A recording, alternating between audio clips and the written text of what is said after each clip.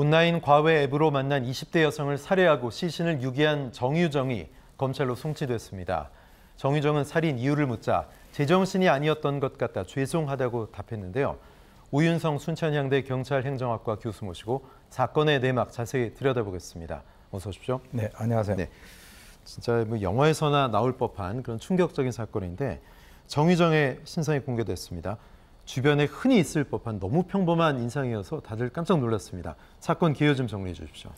네, 지금 이제 지난달 그 24일 그 부산 지역에서 이 정유정이가 이 과외 중개 그 앱에다 들어가서 자신이 그 학생을 데리고 있는 학부모다 이렇게 얘기를 하면서 피해자하고 접촉을 시작을 했습니다.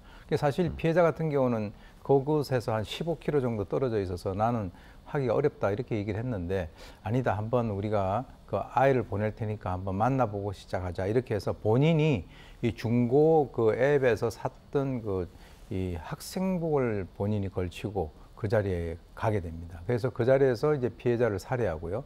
그리고 이제 나중에 그 자기 집에 가서 여행용 가방을 가지고 와서 오면서 비닐이라든가 표백제를 사서 들어가 가지고 이제 시신을 처리했고 그리고 이제 그 새벽 1시에 그 양산 인근에 있는 그 낙동 강변에 택시를 타고 가서 이제 그 어떤 그 가방을 가지고 가니까 이 택시 기사가 상당히 좀 수상하게 봤겠죠. 네. 그래서 이제 경찰에 신고를 해서 바로 이제 검거된 아주 엽기적인 그런 사건입니다. 네, 정유정은 검거 당시 경찰 조사에서 말다툼 끝에 우발적으로 죽였다 이렇게 얘기했다가 나중에 이제 말을 바꾸면서 범행을 자백했는데요. 범죄의 방송을 보면서 살인을 기획했다고요? 예, 그렇습니다. 처음에는 이제 본인이 그 다툼이 있어서 살해했다 이렇게 얘기했는데 저는 그 신빙성을 상당히 낮게 봤습니다. 그런데 이제 증거가 곳곳에서 쏟아지고 그리고 이제 아마 그 할아버지하고 같이 살고 있는 것으로 알고 있는데 할아버지가 옆에서 설득을 해서 본인이 이제 계획적으로 살인을 했다 이런 식으로 이제 그 자백을 하게 된 거죠. 이 정유정이 같은 경우는 고등학교를 졸업을 하고 한 5년 동안 뭐 공무원 시험 준비를 한다 이렇게 하면서 전혀 어떤 사회 활동이 없이 이제 그 할아버지하고 단둘이 살아왔다 이렇게 돼 있고요. 주위 사람들하고 교류도 거의 없는 것으로 밝혀졌습니다. 그런데 이번에 이제 범행 동기가 그럼 우발적이 아니면 뭐냐라고 얘기를 하니까 평소에 그 범죄 드라마라든지 또는 뭐 범죄 서적 같은 것을 많이 봐왔고 특히 이제 그 사건이 발생되기 석 달 전에 범죄 서적을 집중적으로 이제 보면서 거기에서 뭔가 어떤 그 자기가 살인을 하고 싶다라고 하는 그런 그 생각에서 범행을 했다라고 알려졌기 때문에 단순히 사람을 죽이기 위해서 살인을 한 것이다라고 하는 그 자체가 굉장히 충격적이죠.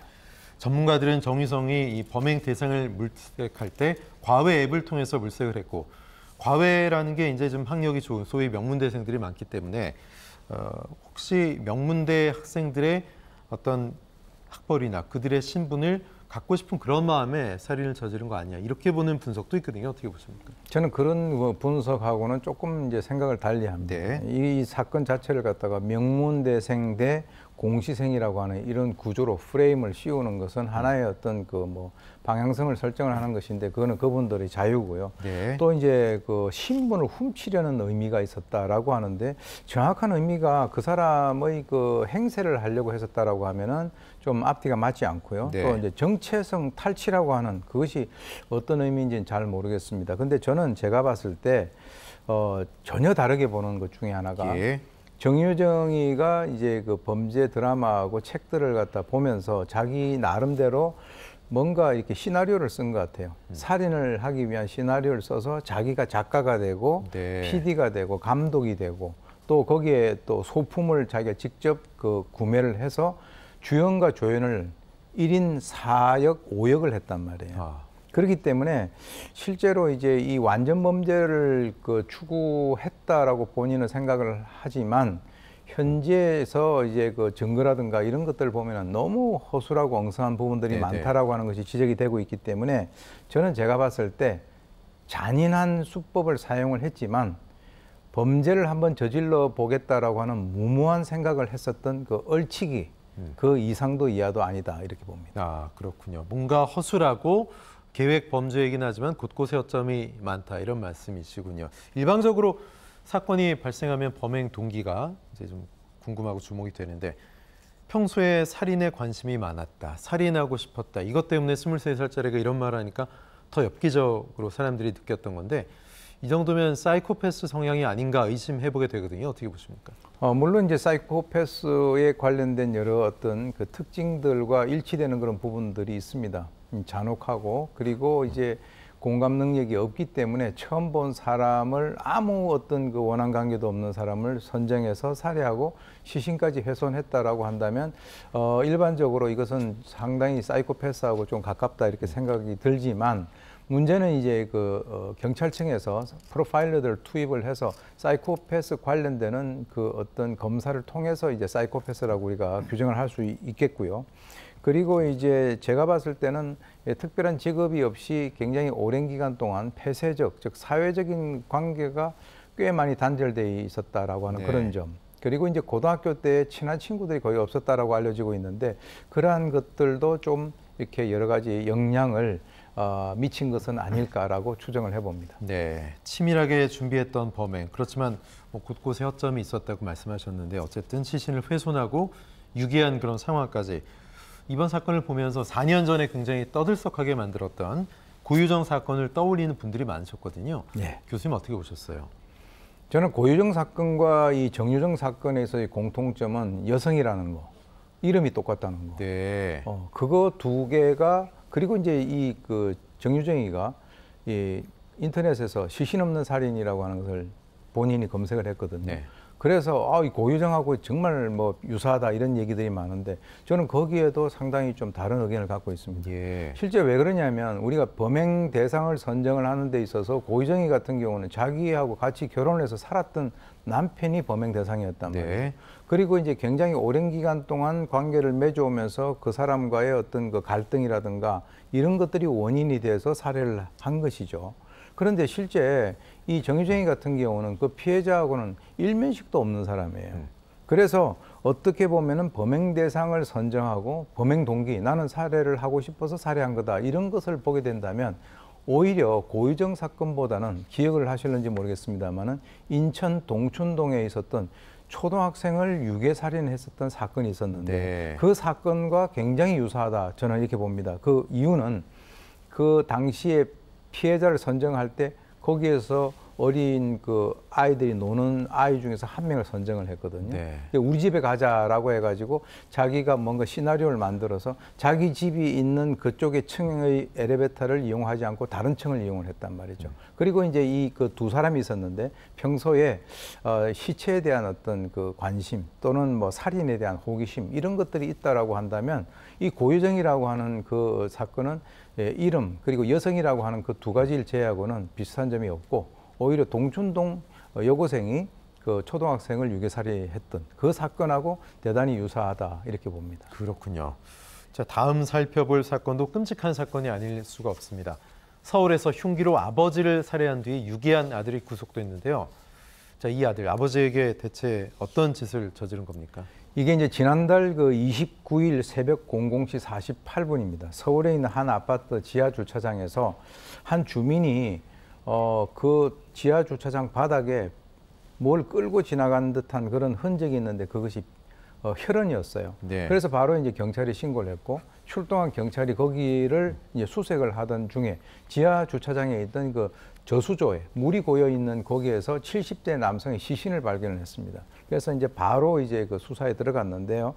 혈흔이라든가 그 지하 주차장이니까 차량 그 블랙박스 있지 않겠습니까? 예. 그걸 확인을 해보니까 그 범인이 그 아파트에 거주하고 있는 그 30대 남성인데 바로 그 피해자인 그 70대 남성의 아들이었단 말이죠. 그래서 이 아들을 갖다가 체포를 했었고 처음에는 완강히 그 자신의 혐의를 부인했는데 아니 곳곳에 다 이렇게 찍혀 있는 것들이 나오니까 본인이 나중에 범인을 시인했고요.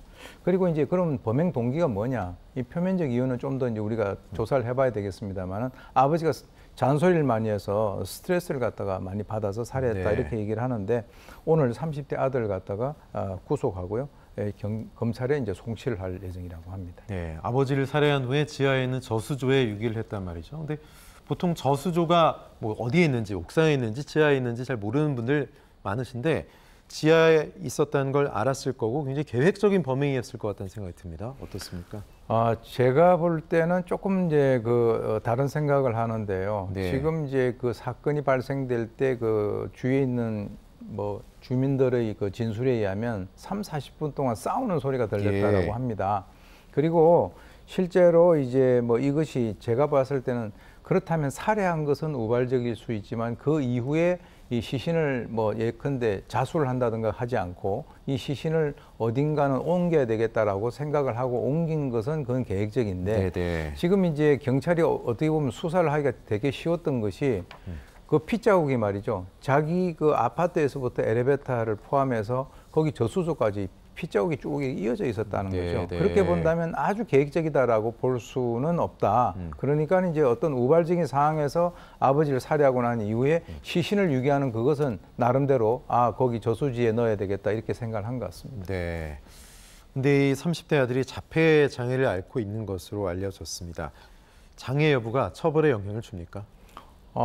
저는 그렇지 않다라고 봅니다. 이 자폐를 앓고 있는 분들 중에서 사실은 자신의 어려운 것을 갖다 잘 견뎌서 훌륭하게 이렇게 소화를 해 나가시는 분들도 많기 때문에 이 자폐, 물론 이 남성 같은 경우는 아들의 몸집이 상당히 크다. 그리고 집안에 오랫동안 머물러 있으면서도 주위에 있는 사람들하고 접촉이 거의 없는 그런 사람이었다라고 하는데요. 제가 봤을 때는 이 자폐가 어느 정도인지는 모르겠지만 그 자폐가 좀 있다라고 해서 이 사람에 대한 어떤 그 형량에 대해서 그것이 영향 요소로 작용을 할 거라고 보지는 않고요. 어차피 존속 살해 그리고 사체 유기니까 지금 이제 7년 이상의 징역 그리고 사형 무기까지 이렇게 되는데 통상적으로 이제 보통 동기 살인에 의하면 대법원 양형 규정에 의하면 이것은 감경될 거는 별로 없으니까 네. 적어도 이제 10년 이상 16년 정도의 그 형량이 나올 것으로 그렇게 예상이 됩니다. 예. 마지막 사건도 알아보겠습니다.